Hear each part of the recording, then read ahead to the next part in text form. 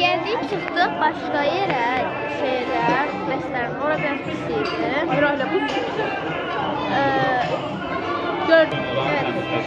İyi yaptım. Bir tane kola verdi. Bir tane fanta, bir tane de Ben de gaz sipariş verdi. Yani Aslında benim diyem. gelmiyor. Bu arada bu 4 parmağımla, 4 parmağımla Ayıp olsun. Sigal. Şey ettiler. Geçti yani. Bir de geçip geldi ha. Evet. Dünya bakma. Gelelim. Şöyle bir şey geldi. Evet şimdi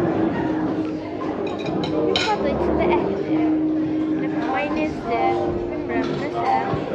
Biz çoktan gelip sadece sipariş verdik, pizza sipariş vermiştik. Yüzden olur. Sonra kaçka feri sipariş verdik. Pizza. Bir de ne verdik? Bir de o böyle bir şey vardı. Onu videoyu çektim, çekmedim mi bilmiyorum. Unuttum. Sadece buraları falan, yerleri falan koyaram. Yani evet, sadece kuzu etindendi. Zaten sipariş verdik. Ete toyuk istedim, kuzu sipariş verdik.